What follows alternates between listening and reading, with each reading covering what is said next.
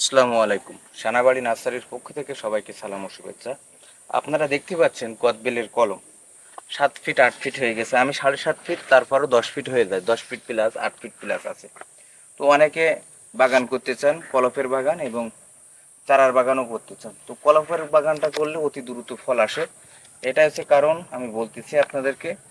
বড় গাছ থেকে আমরা ডাল কেটে এনে বীজের চারায় কলপ করি, তারপরে কিন্তু এটা 1-2 বছর পরে কিন্তু হচ্ছে কি ফলন আসার সম্ভাবনা আছে। কিন্তু কোথায় আসবে, এটা হচ্ছে বড় কথা।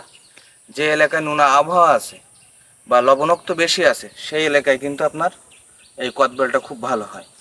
মিষ্টি এলাকায় একটু দেরিতে ফলন আসবে, কিন্তু আপনি এই গাছটা যদি নোনা এলাকায় লাগান 2 থেকে 2.5 বছরের মধ্যে ইনশাল্লাহ ফল আসবে 100%। যদি মিষ্টি আবহাওয়ায় লাগান অত দ্রুত ফল আসবে না।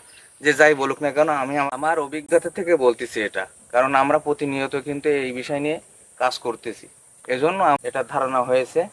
তো আসলে গ্রাফটিন উপযোগী চারা আমাদের কাছে আছে, 64 জেলায় আমরা কুরিয়ার করে থাকি এবং গাড়ি লোড দিয়ে থাকি। অবশ্যই যারা পাইকারি সেল নিতে চান আমাদের সাথে যোগাযোগ করলে আমরা দিতে পারবো। আমাদের হোয়াটসঅ্যাপ নাম্বার, ইমো নাম্বার এটা 01726515255। তো আমরা সব সময়ের জন্য এরকম সুন্দর ঝাঁকানো চারা দিয়ে থাকি। আর একটা বিষয় বলি, সেটা হচ্ছে গিয়ে আপনারা যারা এই কদবেল চাষ সম্পর্কে জানেন না তাদের একটা বিষয় বলি, আমরা কিন্তু এই 3 মাস 4 মাসের মধ্যে কিন্তু বেশ বড় করে ফেলেছি। অতিরিক্ত সার মেডিসিন যা যা দরকার তার ঠিক মতন খাবার দিয়েছি। তো অনেকে পোতার পরে বা রোপণ করার পরে আপনারা কিন্তু ওইভাবে আর খাবার দেন না গাছে, ওখানে যে ঝিমায় যায়।